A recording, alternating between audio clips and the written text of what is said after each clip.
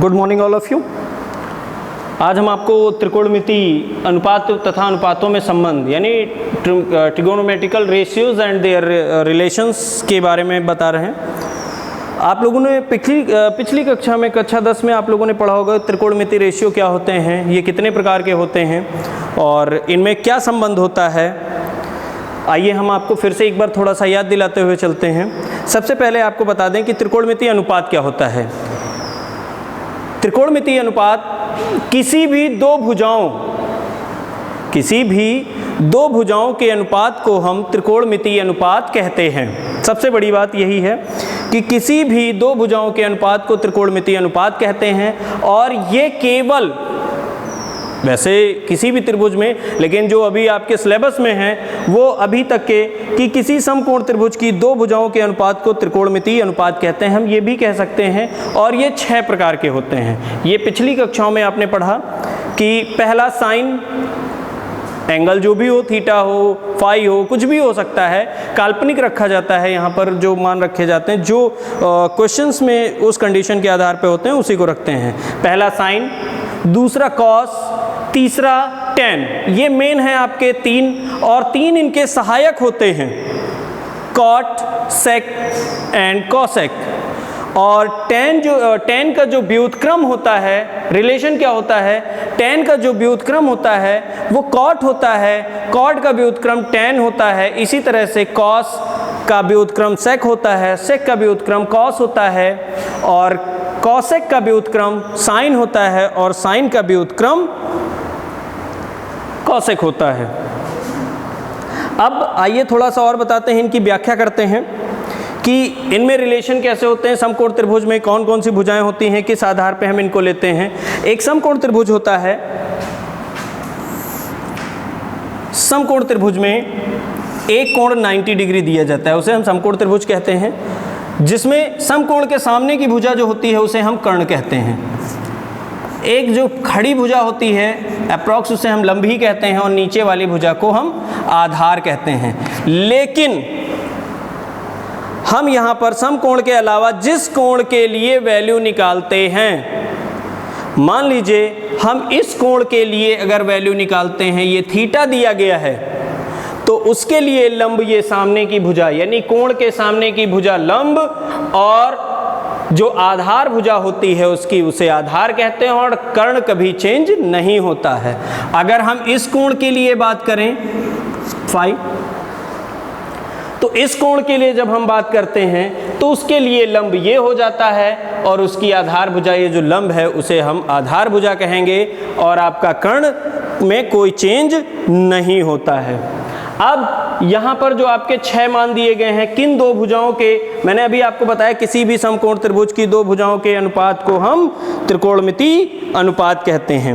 आइए सबसे पहले हम जानते हैं किसको क्या कहते हैं। साइन, अगर हम यहाँ थीटा ले लें तो थीटा के लिए साइन हमारा होता है लंब बटे कर्ण, या हम इसको इस तरीके से भी कह सकते हैं कि थीटा के कोण थीटा के सामने की भुजा बटे कर्ण।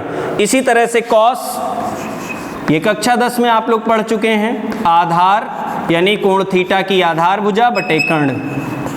टेन ये हो जाएगा लंब बटे आधार। इसी तरह से कॉट, कॉट इसका व्युत्क्रम होता है और जब इसका व्युत्क्रम होता है तो इसका मतलब आधार बटे लंब हो जाता है। सेक, सेक थीटा की अगर हम बात करें तो सेक कॉसेक, कॉस का जो है व्युत्क्रम होता है मीन्स कर्ण बटे आपका आधार आ जाएगा। उसके बाद कॉसेक की अगर हम बात करते हैं तो यहाँ पर कर्ण बटे लंब होगा। इस तरीके से जो आपके 6 रेशियो दिए गए हैं वो यहाँ से आपको निकालने के बाद में इनके रेशियो आ जाते हैं। अब मान लीजिए इसमें कोई क्वेश्चन आपसे पूछा जाता है, इस पर आधारित क्वेश्चंस कैसे दिए गए हैं। मान लीजिए कोई त्रिभुज दिया गया है,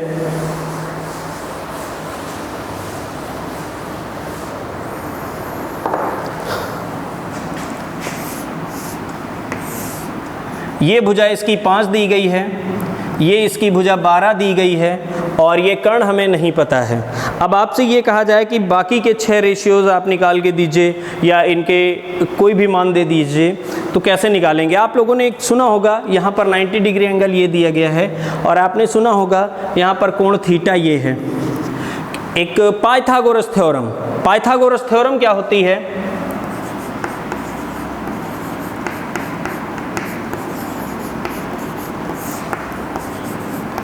प्रमेय,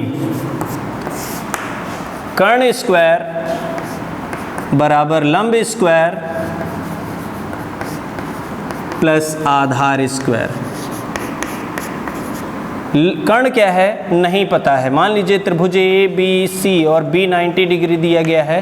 अब यहाँ पर कर्ण आपका हो जाएगा AC स्क्वायर। जब तक आपको तीनों भुजाएं नहीं पता होंगी तब तक 6 के 6 रेशियोज आप नहीं निकाल सकते हैं।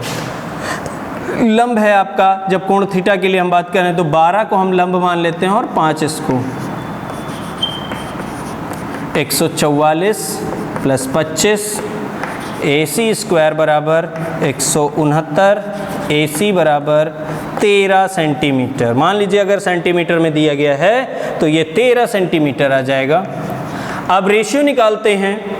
अब जब यहाँ पर 13 आ जाता है और 6 के 6 अगर हमें निकालने हैं तो हम यहाँ पर साइन थीटा, ये होता है लंब बटे कर्ण, तो लंब आपका थीटा के लिए दिया गया है 12 बटे 13, कॉस के लिए आधार बटे कर्ण यानी 5 बटे 13, टेन के लिए लंब बटे आधार तो 12 बटे 5, कॉट के लिए अपोजिट यानी आधार बटे लंब, और सेक के लिए 13 बटे 5 हो जाएगा यहाँ पर, और कॉसेक के लिए लास्ट में ये साइन का अपोजिट है तो 13 बटे 12। इस तरीके से हम निकाल देते हैं। और एक और टाइप से इसमें क्वेश्चंस आपसे पूछे जाते हैं जब किसी एक अनुपात की वैल्यू दी जाती है और आपसे कहा जाता है कि इसके बाकी सभी मानों को आप निकाल के रखिए, 5 या 3। अगर 3 कहा जाता है तो उसमें जो प्रमुख आपके 3 हैं साइन, कॉस और टेन, उन्हीं के निकालने होते हैं। लेकिन अगर आपसे ये कहा जाता है सभी 5 अनुपातों के मान निकालिए तो आपको 5 अनुपात निकालने होते हैं। जैसे साइन थीटा बराबर आपका दिया गया 1/2। अब इसमें क्या करेंगे, आपका ये होता है मान लंब बटे कर्ण।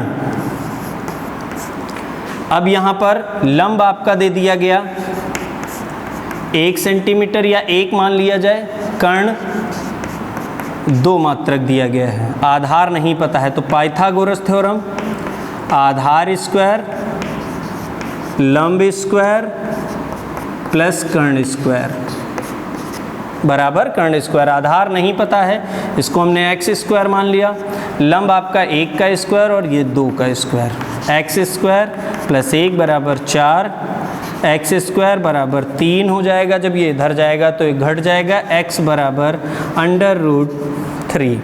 ये आपका आधार आ जाता है। जब यहाँ पर आधार आ जाता है तो यहाँ आप 5 मान cos theta, tan theta, cot theta, sec theta और कॉसेक थीटा।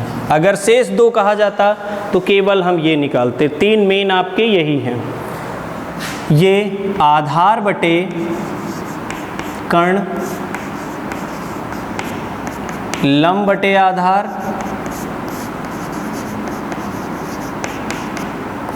आधार बटे लंब,